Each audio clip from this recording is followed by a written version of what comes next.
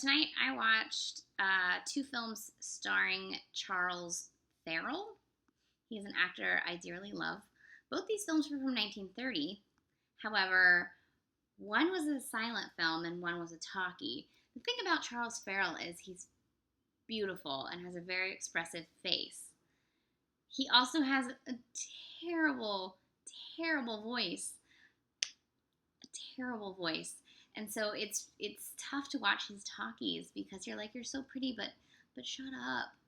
Um, so to be a Charles Farrell completist is to have issues with his voice. So the first film was an F.W. Murnau film called City Girl. He made three films with Fox. He made Sunrise, he made Four Devils, which is a lost film, and he made City Girl. City Girl is this beautiful film. It's silent.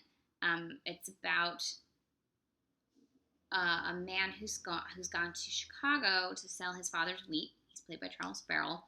While there at a restaurant, he meets an overworked waitress, and they fall in love. And she goes home with him after they've gotten married. And then she's not well received there because she's a city girl, and so she must be a harlot.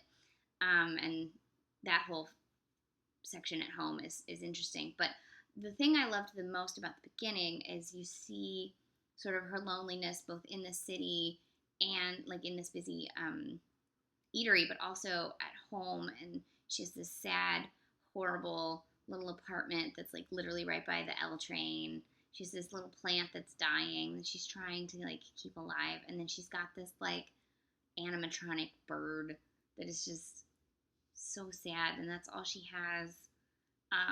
And it's indicated that she has like no family, so it's just this really, really sad city life. And she has this idea of what country life is like. And when she meets this man and falls for him, and she's thinking she's going to go to the country and it's going to be great.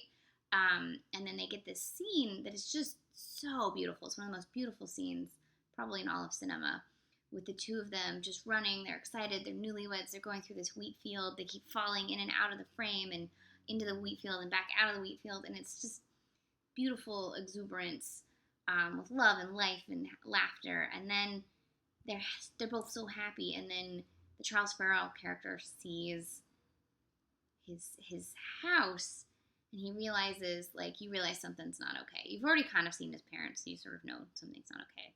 He sees the house, and she hasn't seen it yet. And you see this look on his face where he knows that this happiness is going to end because this house is not a happy house. He sees her, and you can see him not really wanting to take their happiness into this sad place. And then, the good deal of the film is the city girl dealing with the prejudice of the country and the hard work of the country, and how it's really not this escape she thought it was, mostly because her husband's father is this tyrannical jerkface. And so the film is sort of her spirit not getting crushed under this weight, and the Charles Farrell's character sort of coming into his own as a person and standing up to this tyranny and for love. And it's beautiful. It's another case of a really strong, amazing woman getting stuck with like kind of a dude that doesn't deserve her, which is a lot of these 30s films. These women are so great and the men are just like not worth it. This is a gorgeous, gorgeous film and just filled with everything you want from a Murnau. So the next film I watched was terrible. And it wasn't just terrible because Charles Farrell has a terrible speaking voice, or because it had Lee Tracy in it, who also has a terrible speaking voice. But it's terrible because the plot is fucking horrible. So it's based on a play. It's based on the same play that Carousel is based on. And I've actually never seen all of Carousel. I've only seen some of the songs. I was reading about it, and it's just as horrible as this. So basically, Charles Farrell plays Liliom, the main character. He's a carnival barker who works at Carousel. He's a ladies' man and a bit of an asshole. For some reason that is never explained, other than he's pretty, Julie, this sort of homely girl who works in a mill, falls in love with him, and when they both lose their jobs, she takes him in and like decides to be his keeper or whatever. And because this is a pre-code film, they live together unmarried.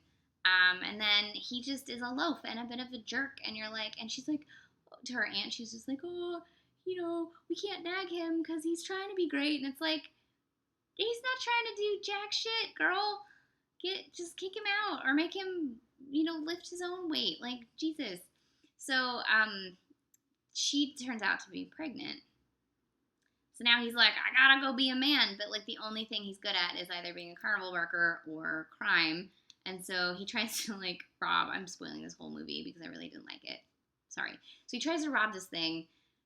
He's getting caught. So he commits suicide because he's like, he'd rather commit suicide than be in jail when his daughter is born or whatever. So then the last 20 minutes of this just bizarre film is in like the waiting room for heaven, and it's all weirdly sort of futuristic. It reminded me actually a bit of Here Comes Mr. Jordan and Heaven Can Wait. So I'm wondering if either of those films, I know that Heaven Can Wait was inspired by Here Comes Mr. Jordan because it's a remake and there's some heavy visual lifts from that, but I'm wondering if Here Comes Mr. Jordan took some of its lifts from this, only instead of an airplane, it's a train station. But anyways, he gets sent to hell because he's committed suicide, but in 10 years, he's allowed to go talk to his daughter if he does like 10 years in hell. Okay, so you're like, sure, why not?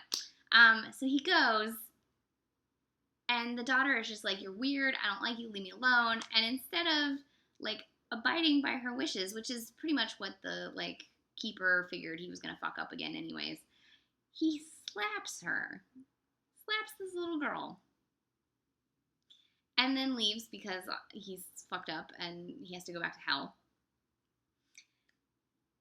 And the girl tells the mom this and says, but it felt like a kiss. She literally says, he hit me and it felt like a kiss, which I guess is where that line came from for that song. And then she asks her mom, like, has anyone ever hit you and it's felt like a kiss? And she's like, yeah, sometimes you can get beaten, not feel hurt. And it's just like, basically, they're talking about how men can be abusive, but because they love you, it's okay. That's basically the whole plot of this movie, is that just because men are abusive, but don't blame them, because if they love you, this is their way of showing it or whatever. It's like the worst abuse apology. It's like the whole play is about abuse apology. And I'm just like, fuck this. This is horrible. I can't believe there's so many adaptations of this. And apparently some people still try to like stage this play. This is the whole point of the play, is built on horrible misogyny and abuse apology. It's just really bizarre. And then it ends with like the Holy Spirit or whatever basically telling Liliom like their memory of you is going to be better than you ever could be for them. And it's like, so basically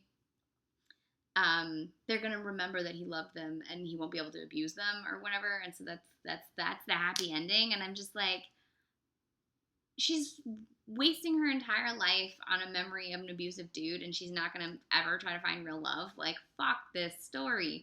So I really hated this movie, and it was just, I spoiled it for you so you can see why it's terrible. Never watch it yourself. There's some moments, because it's Frank Borzage, and there's some moments that are just so beautifully filmed because Borzage is such a beautiful filmmaker. He's a poet. He really is. And I've never seen a film from him that I didn't love. Like, he's one of my all-time favorite directors, and he's usually like, he'll tug at your heartstrings and he'll make you feel all the feels and the tender feels usually.